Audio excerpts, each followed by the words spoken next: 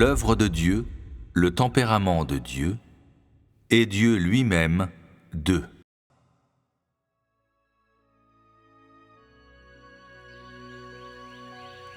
Depuis le commencement jusqu'à aujourd'hui, seul l'homme a été capable de converser avec Dieu.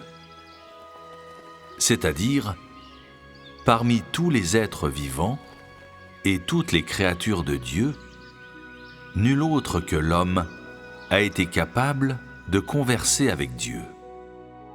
L'homme a des oreilles pour entendre et des yeux pour voir.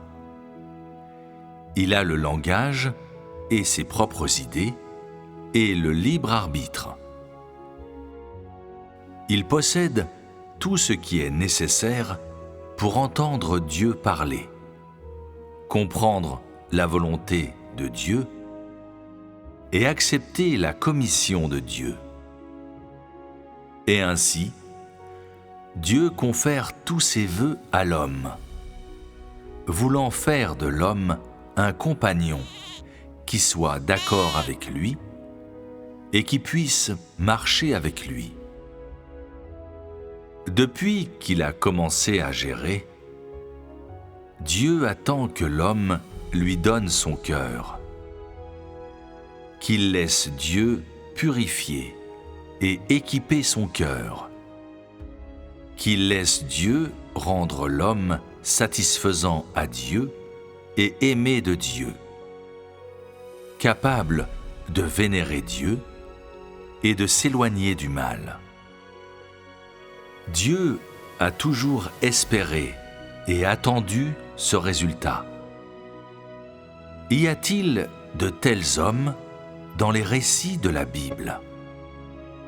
C'est-à-dire, y a-t-il des hommes dans la Bible qui soient capables de donner leur cœur à Dieu? Y a-t-il un précédent avant l'ère actuelle? Aujourd'hui, continuons à lire les récits de la Bible et examinons si ce qui a été fait par ce personnage, Job, a un lien quelconque avec le thème de l'abandon du cœur à Dieu dont nous parlons aujourd'hui. Voyons si Job était satisfaisant pour Dieu et aimé de Dieu. Quelle est votre impression de Job? Citant l'écriture originale, certains disent que Job craignait Dieu et se détournait du mal. Craignait Dieu et se détournait du mal. Telle est l'évaluation originale de Job rapportée dans la Bible. Si vous utilisiez vos propres mots, comment décririez-vous Job? Certains disent que Job était un homme bon et raisonnable. Certains disent qu'il avait une vraie foi en Dieu. Certains disent que Job était un homme juste et compatissant. Vous avez vu la foi de Job, c'est-à-dire, dans votre cœur, vous attachez une grande importance à la foi de Job, et vous en êtes envieux. Aujourd'hui, alors, voyons ce que possédait Job, ce qui satisfait tellement Dieu. Maintenant, lisons les Écritures suivantes. C'est Job. 1. Les évaluations de Job par Dieu et dans la Bible. Job, chapitre 1, verset 1. Il y avait dans le pays d'Uz un homme qui s'appelait Job. Et cet homme était intègre et droit. Il craignait Dieu et se détournait du mal. Job, chapitre 1, verset 5. Et quand les jours de festin étaient passés, Job appelait et sanctifiait ses fils. Puis il se levait de bon matin et offrait pour chacun d'eux un holocauste. Car Job disait : peut-être mes fils ont-ils péché et ont-ils offensé Dieu dans leur cœur? C'est ainsi que Job avait coutume d'agir. Job, chapitre 1, verset 8. L'Éternel dit à Satan: As-tu remarqué mon serviteur Job? Il n'y a personne comme lui sur la terre. C'est un homme intègre et droit, craignant Dieu et se détournant du mal.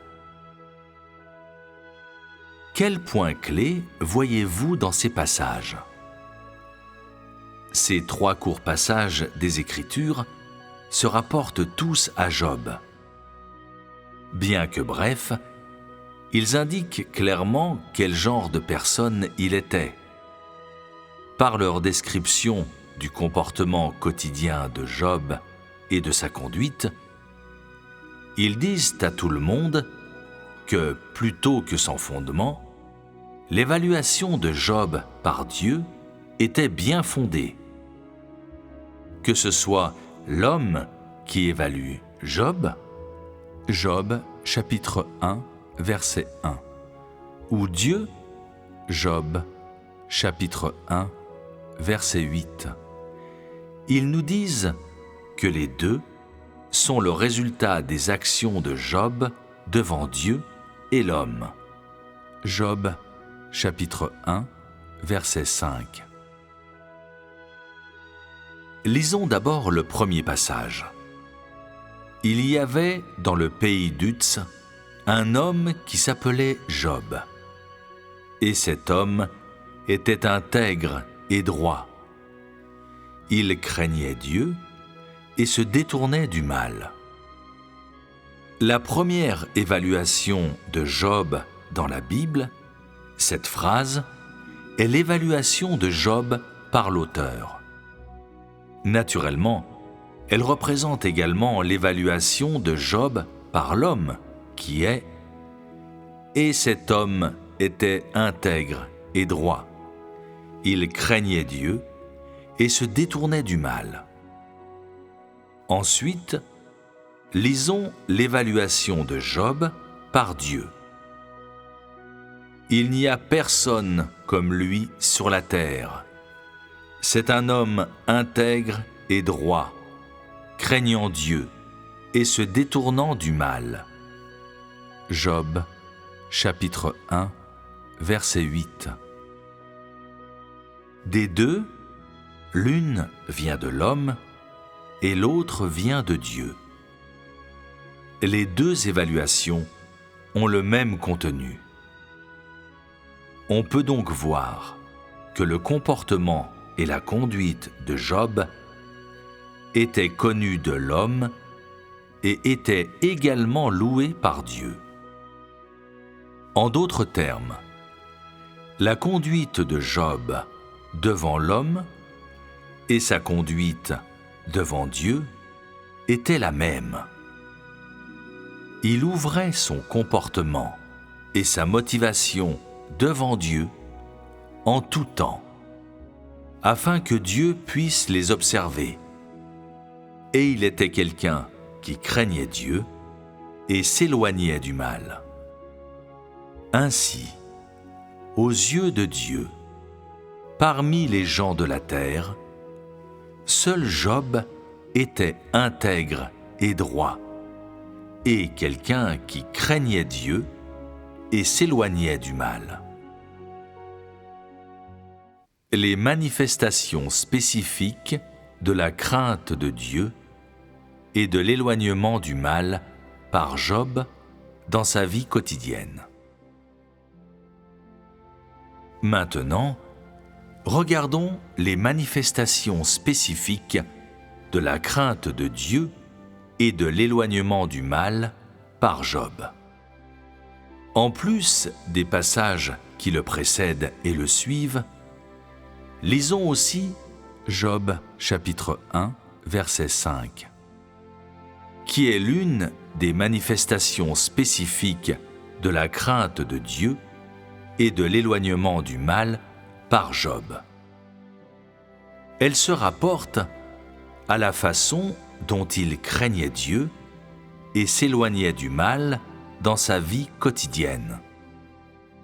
Plus évident, non seulement il faisait ce qu'il devait faire pour sa propre crainte de Dieu et son propre éloignement du mal, mais régulièrement, il offrait aussi des holocaustes devant Dieu en faveur de ses fils. Il craignait qu'ils aient souvent péché et maudit Dieu dans leur cœur, en festoyant. Et comment cette crainte était-elle manifestée chez Job ? Le texte original raconte ce qui suit. Et quand les jours de festin étaient passés, Job appelait et sanctifiait ses fils. Puis il se levait de bon matin et offrait pour chacun d'eux un holocauste. La conduite de Job nous montre que plutôt que de se manifester dans son comportement extérieur, sa crainte de Dieu venait de son cœur, et que sa crainte de Dieu pouvait être trouvée dans tous les aspects de sa vie quotidienne, en tout temps, car non seulement il s'éloignait lui-même du mal, mais il offrait souvent des holocaustes au nom de ses fils. En d'autres termes, non seulement Job craignait profondément de pécher contre Dieu et de renier Dieu dans son propre cœur, mais s'inquiétait aussi que ses fils aient péché contre Dieu et l'aient renié dans leur cœur. De cela, on peut voir que la vérité de la crainte de Dieu de Job résiste au test et ne fait pas de doute à quiconque. Agit-il ainsi occasionnellement ou fréquemment ? La dernière phrase du texte est « C'est ainsi que Job avait coutume d'agir ». La signification de ces mots est que Job n'est pas passé voir ses fils occasionnellement, ou quand cela lui plaisait, ni ne s'est confessé à Dieu par la prière. Au lieu de cela, il appelait et sanctifiait régulièrement ses fils et offrait des holocaustes pour eux. Le coutume d'agir, ici, ne signifie pas qu'il faisait cela pendant 1 ou 2 jours ou pour un moment. Il signifie que la manifestation de la crainte de Dieu chez Job n'était pas temporaire et ne s'est pas arrêtée à la connaissance ou aux paroles. Au lieu de cela, la voix de la crainte de Dieu et de l'éloignement du mal guidait son cœur. Elle dictait son comportement et elle était la racine de son existence dans son cœur. Qu'il ait eu coutume d'agir ainsi montre que dans son cœur, il craignait souvent de pécher lui-même contre Dieu et craignait aussi que ses fils et ses filles pêchent contre Dieu. Cela représente à quel point la voix de la crainte de Dieu et de l'éloignement du mal pesait lourd dans son cœur. Il avait coutume d'agir ainsi parce que dans son cœur, il était effrayé et avait peur, craignant d'avoir commis le mal et péché contre Dieu, et d'avoir dévié de la voie de Dieu, et ainsi d'être incapable de satisfaire Dieu. Et en même temps, il s'inquiétait aussi de ses fils et de ses filles, craignant qu'ils aient offensé Dieu. Ainsi, était la conduite normale de Job dans sa vie quotidienne. C'est précisément cette conduite normale qui prouve que la crainte de Dieu de Job et l'éloignement du mal ne sont pas des paroles vides, que Job a vraiment vécu une telle réalité. C'est ainsi que Job avait coutume d'agir. Ces mots nous parlent des actes quotidiens de Job devant Dieu. Quand il agissait ainsi, selon sa coutume, son comportement et son cœur atteignaient-ils Dieu? En d'autres termes, Dieu était-il souvent satisfait de son cœur et de son comportement? Alors, dans quel état et dans quel contexte Job avait-il coutume d'agir ainsi?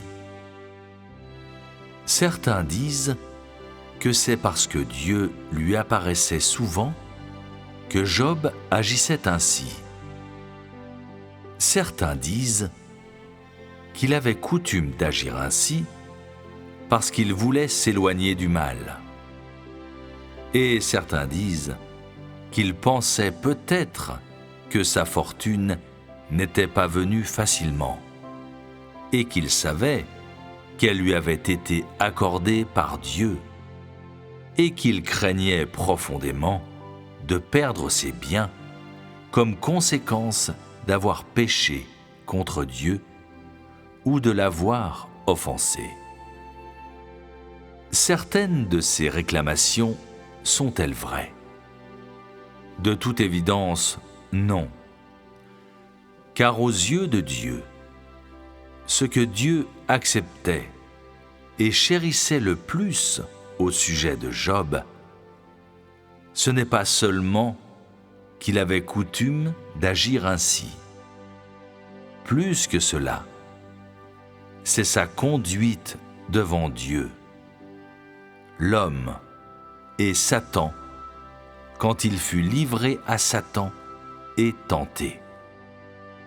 Les sections qui suivent offrent la preuve la plus convaincante, preuve qui nous montre la vérité de l'évaluation de Job par Dieu. Maintenant, lisons les passages suivants de l'Écriture. 2.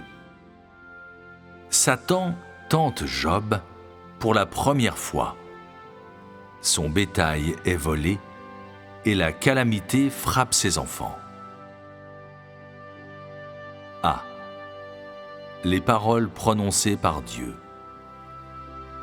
Job, chapitre 1, verset 8.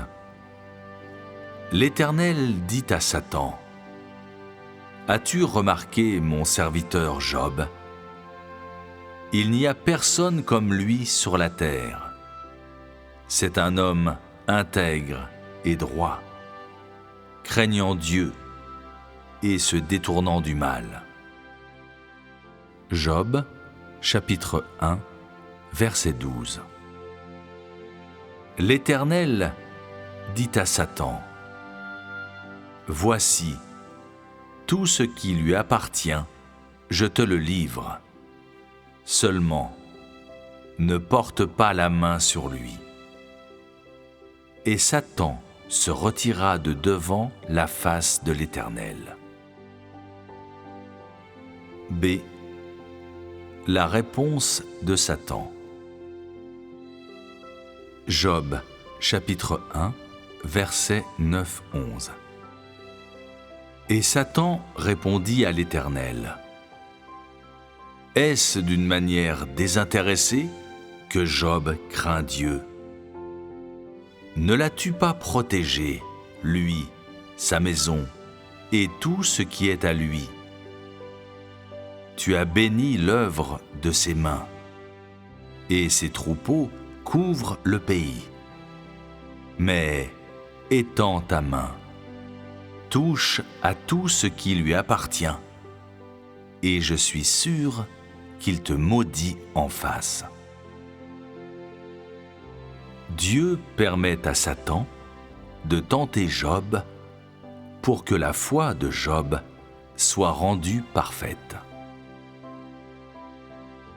Job, chapitre 1, verset 8, est le premier rapport que nous voyons dans la Bible d'un échange entre l'Éternel et Satan.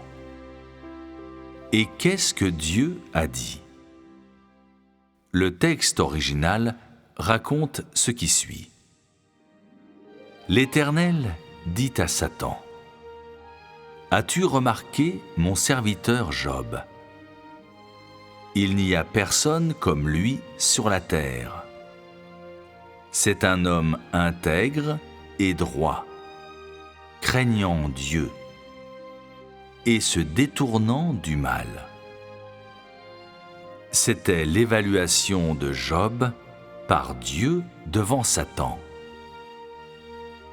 Dieu a dit qu'il était un homme intègre et droit, quelqu'un qui craignait Dieu et s'éloignait du mal. Avant ces paroles entre Dieu et Satan, Dieu avait résolu qu'il utiliserait Satan pour tenter Job, qu'il livrerait Job à Satan. D'une part, cela prouverait que l'observation et l'évaluation de Job par Dieu étaient exactes et sans erreur, et ferait que Satan serait humilié par le témoignage de Job. D'une autre part, cela rendrait parfaite la foi de Job en Dieu et sa crainte de Dieu. Ainsi, quand Satan s'est présenté devant Dieu, Dieu n'a pas hésité. Il est allé droit au but et a demandé à Satan : « As-tu remarqué mon serviteur Job ? Il n'y a personne comme lui sur la terre. C'est un homme intègre et droit, craignant Dieu et se détournant du mal. » Dans la question de Dieu, il y a la signification suivante. Dieu savait que Satan avait parcouru tous les lieux et avait souvent espionné Job, qui était le serviteur de Dieu. Il l'avait souvent tenté et attaqué, essayant de trouver un moyen de ruiner Job afin de prouver que la foi de Job en Dieu et sa crainte de Dieu ne pouvaient pas tenir ferme. Satan cherchait aussi volontiers des occasions pour dévaster Job, afin que Job renie Dieu et permette à Satan de l'arracher des mains de Dieu. Pourtant, Dieu regarda dans le cœur de Job et vit qu'il était intègre et droit, et qu'il craignait Dieu et s'éloignait du mal. Dieu a utilisé une question pour dire à Satan que Job était un homme intègre et droit, qui craignait Dieu et s'éloignait du mal, que Job ne renierait jamais Dieu et ne suivrait pas Satan. Ayant entendu l'évaluation de Job par Dieu, une colère née de l'humiliation envahit Satan, et il devint plus fâché et plus impatient de s'accaparer de Job. Car Satan n'avait jamais cru que quelqu'un pouvait être intègre et droit, ou qu'il pouvait craindre Dieu et s'éloigner du mal. En même temps, Satan détestait aussi l'intégrité et la droiture dans l'homme, et haïssait les gens qui pouvaient craindre Dieu et s'éloigner du mal.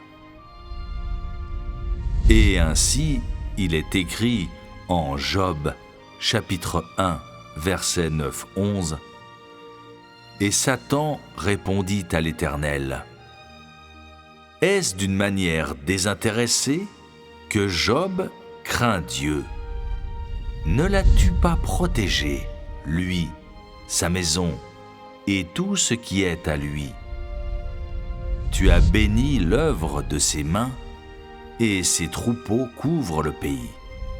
Mais étends ta main, touche à tout ce qui lui appartient, et je suis sûr qu'il te maudit en face. » Dieu connaissait intimement la nature malveillante de Satan et savait très bien que Satan prévoyait depuis longtemps de ruiner Job. Et ainsi, en disant à Satan, une fois de plus, que Job était intègre et droit, et qu'il craignait Dieu et s'éloignait du mal, Dieu souhaitait amener Satan à se conformer, obliger Satan à révéler son vrai visage et à attaquer et tenter Job. En d'autres termes, Dieu a délibérément souligné que Job était intègre et droit et qu'il craignait Dieu et s'éloignait du mal.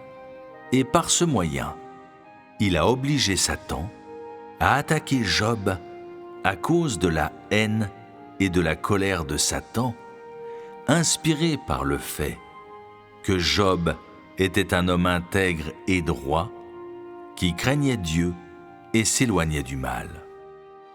En conséquence, Dieu couvrirait Satan de honte par le fait que Job était un homme intègre et droit, quelqu'un qui craignait Dieu et s'éloignait du mal, et Satan serait complètement humilié et vaincu.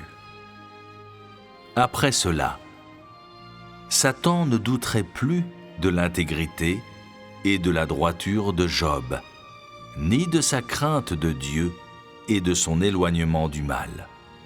Non plus qu'il ne ferait d'accusation au sujet de ses qualités de Job. De cette façon, l'épreuve de Dieu et la tentation de Satan étaient presque inévitables. Le seul qui pouvait résister à l'épreuve de Dieu et à la tentation de Satan, c'était Job. Suite à cet échange, Satan reçut la permission de tenter Job. Ainsi commença la première série d'attaques de Satan. La cible de ces attaques étaient les biens de Job, car Satan avait fait l'accusation suivante contre Job. Est-ce d'une manière désintéressée que Job craint Dieu? Tu as béni l'œuvre de ses mains, et ses troupeaux couvrent le pays. En conséquence, Dieu a permis à Satan de prendre tout ce que Job avait, ce qui était la raison même pour laquelle Dieu parlait avec Satan. Néanmoins, Dieu avait une exigence pour Satan. Tout ce qui lui appartient, je te le livre. Seulement, ne porte pas la main sur lui. Job, chapitre 1, verset 12. C'est la condition que Dieu a imposée après avoir permis à Satan de tenter Job et livrer Job entre les mains de Satan. Et c'est la limite qu'il a établie pour Satan. Il a ordonné à Satan de ne pas faire de tort à Job. Parce que Dieu a reconnu que Job était intègre et droit, et qu'il avait foi que l'intégrité et la droiture de Job étaient hors de doute et pouvaient résister à l'épreuve, Dieu a ainsi permis à Satan de tenter Job, mais a imposé une restriction à Satan.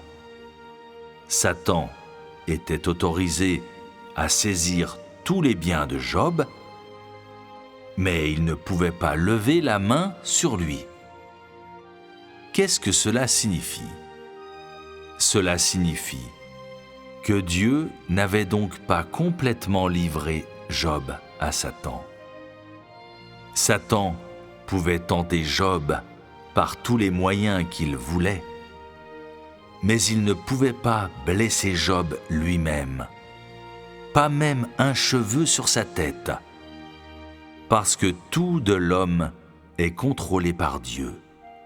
Que l'homme vive ou meure est décidé par Dieu, et Satan n'a pas cette licence. Après que Dieu a dit ces paroles à Satan, Satan était anxieux de commencer. Il a utilisé tous les moyens pour tenter Job. Et avant longtemps, Job avait perdu 1 tonne de brebis et de bœufs, et tous les biens qui lui avaient été donnés par Dieu. Ainsi lui sont advenues les épreuves de Dieu.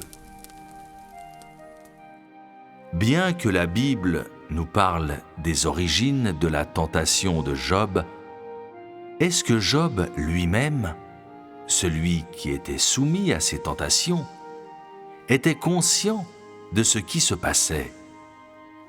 Job était seulement un homme mortel. Bien sûr qu'il ne savait rien de l'histoire qui se déroulait à son insu. Néanmoins, sa crainte de Dieu, son intégrité et sa droiture lui ont fait réaliser que les épreuves de Dieu lui étaient advenues. Il ne savait pas ce qui s'était passé dans le domaine spirituel, ni quelles étaient les intentions de Dieu dans ces épreuves. Mais il savait bien que peu importe ce qui lui arriva, il devait rester fidèle à son intégrité et à sa droiture, et respecter la voie de la crainte de Dieu et de l'éloignement du mal. L'attitude et la réaction de Job devant ces faits étaient clairement observées par Dieu. Et qu'est-ce que Dieu a vu ?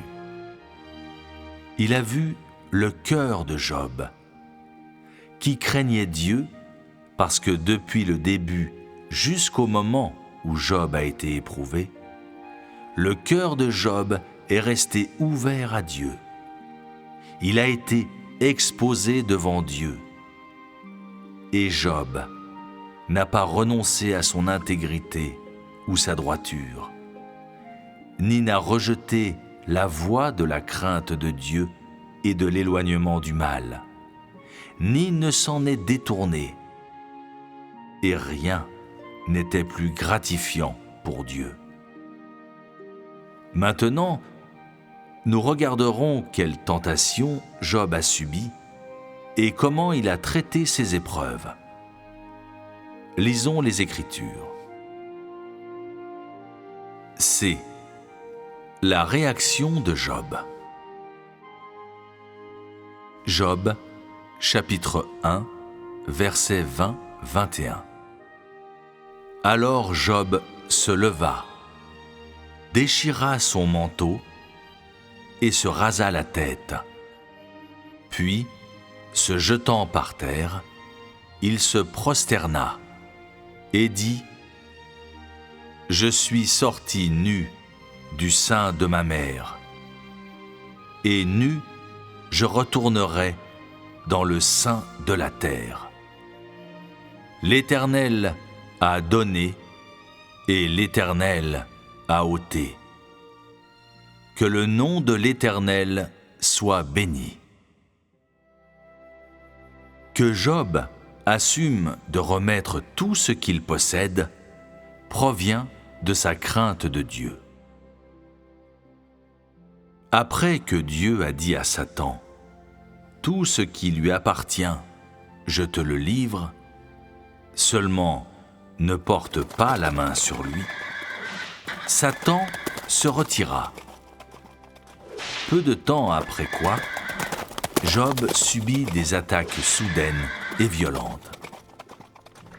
D'abord, ses bœufs et ânesses ont été pillés et ses serviteurs tués.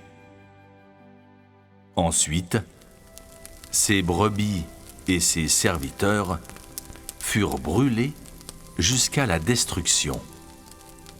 Après cela, ses chameaux furent pris et ses serviteurs furent assassinés. Enfin, la vie de ses fils et de ses filles fut enlevée. Cette série d'attaques est le tourment que Job a subi lors de la première tentation.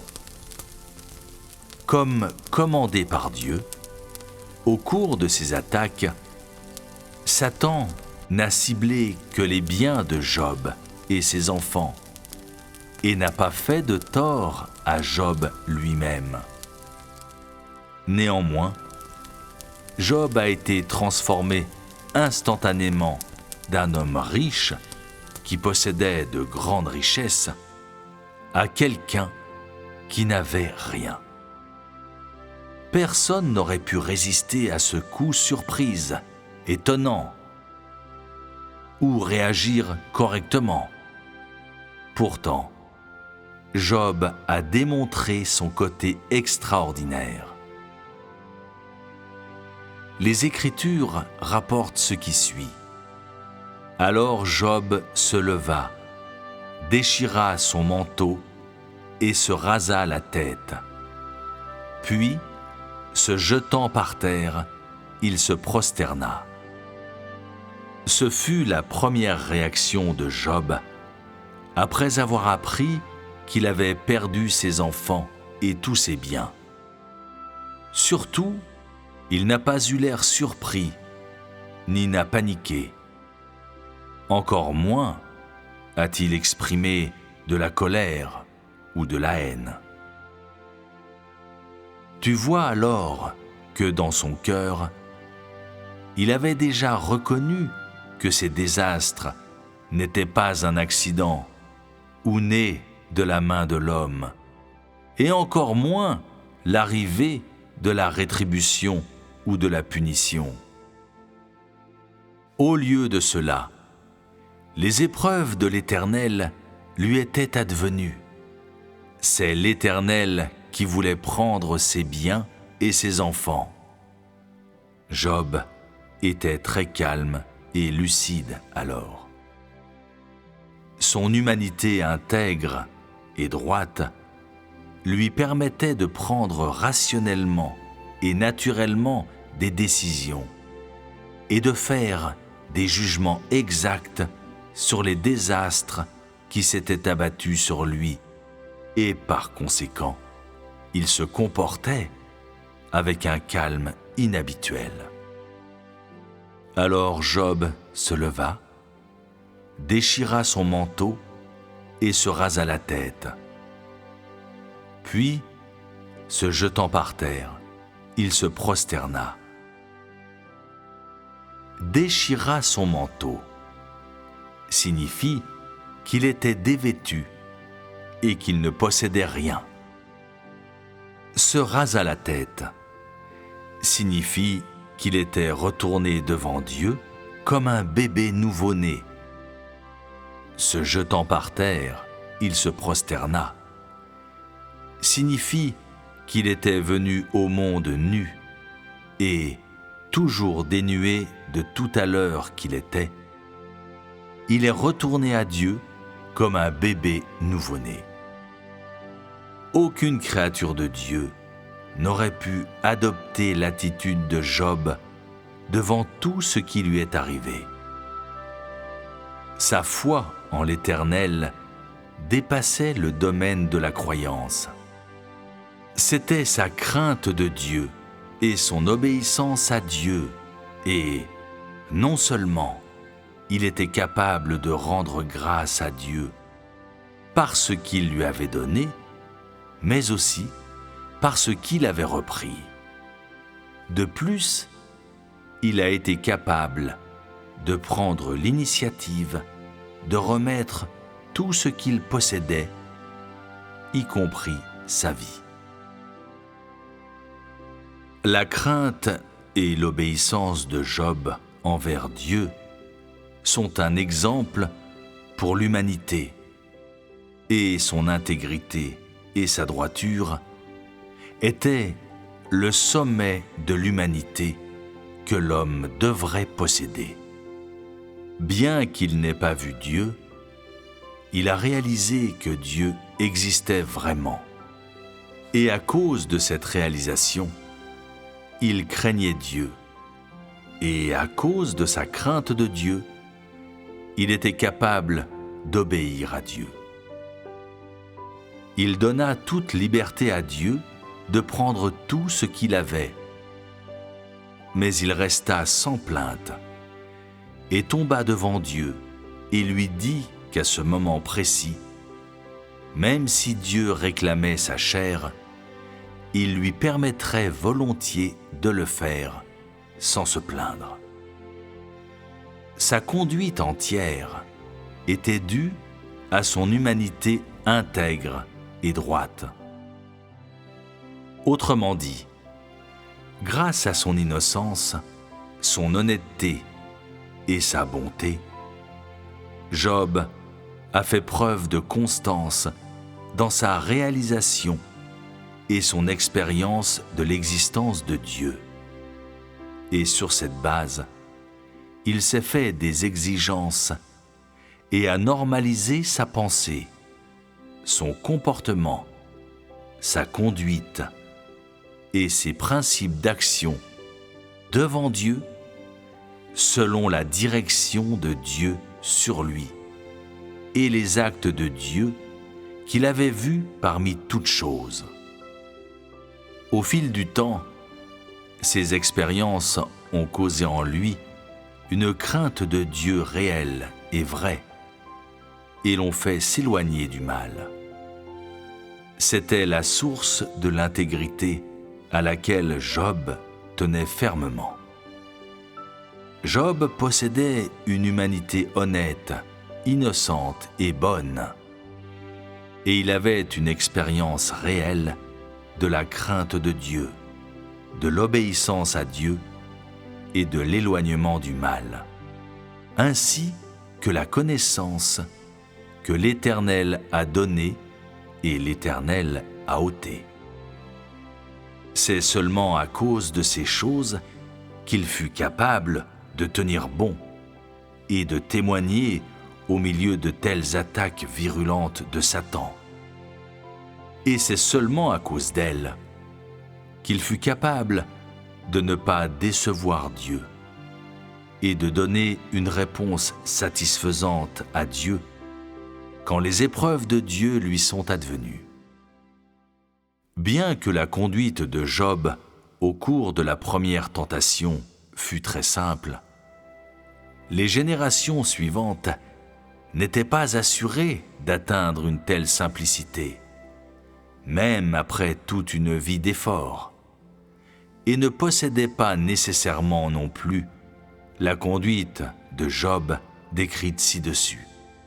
Aujourd'hui, face à la conduite directe de Job, et en la comparant au cri et à la détermination de l'obéissance absolue et de la fidélité à la mort montrée à Dieu par ceux qui prétendent croire en Dieu et suivre Dieu, sentez-vous ou ne sentez-vous pas une honte profonde? Quand tu lis dans les Écritures au sujet de tout ce que Job et sa famille ont souffert, quelle est ta réaction? Est-ce que tu te perds dans tes pensées? Es-tu étonné?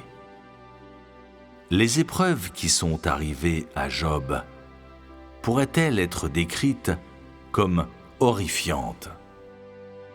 En d'autres termes, il est assez consternant de lire au sujet des épreuves de Job telles qu'elles sont décrites dans les Écritures, sans parler de la façon dont elles auraient été en réalité.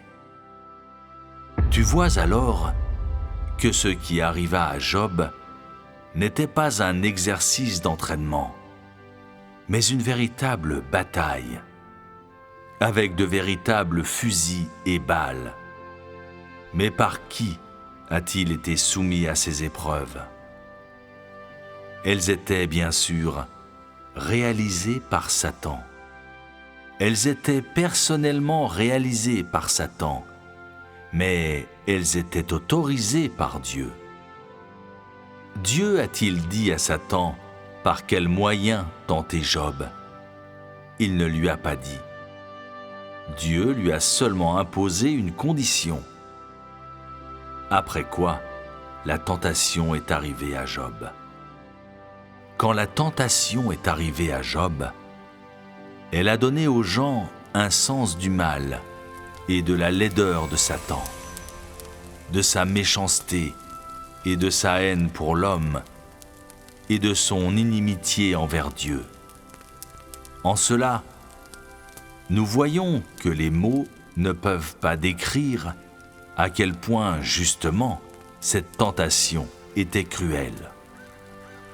On peut dire que la nature malveillante avec laquelle Satan a abusé de l'homme et son visage affreux ont été pleinement exposés à ce moment-là.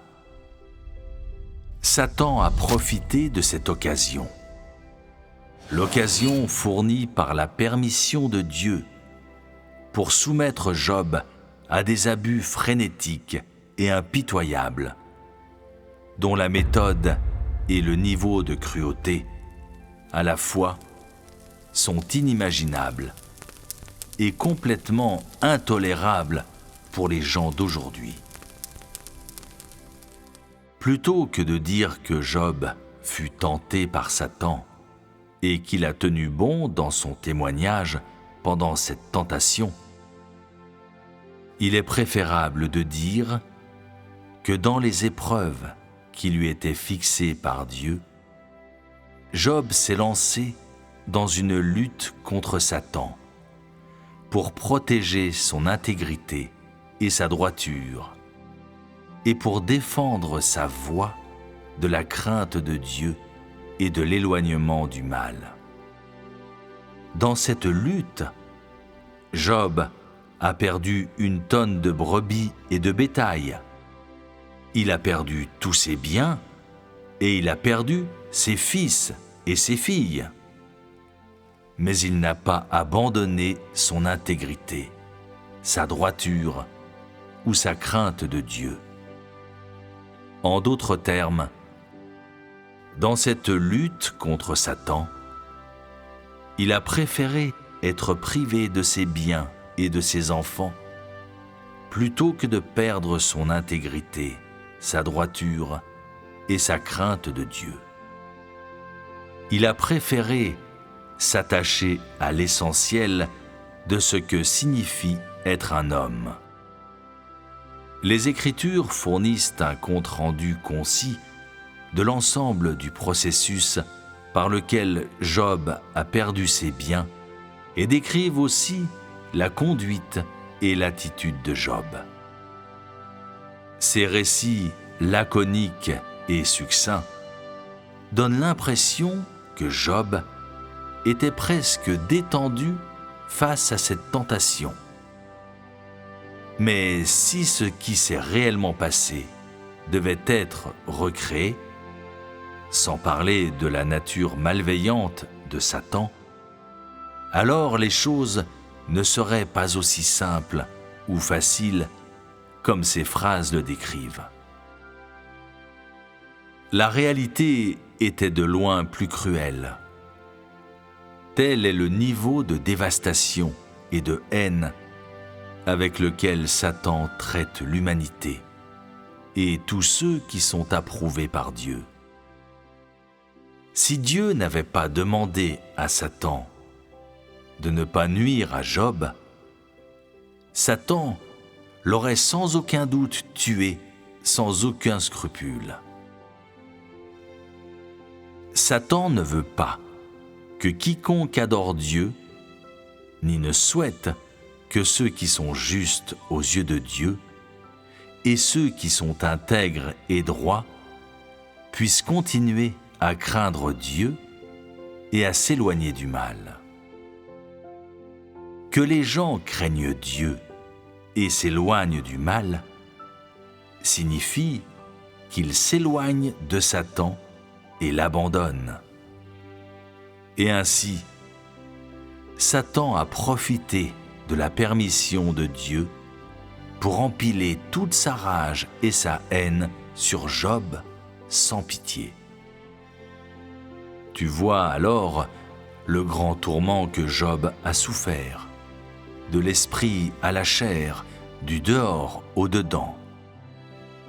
Aujourd'hui, nous ne voyons pas comment c'était en ce temps-là, et nous ne pouvons que tirer, à partir des récits de la Bible, un bref aperçu des émotions de Job quand il a été soumis au tourment en ce temps-là.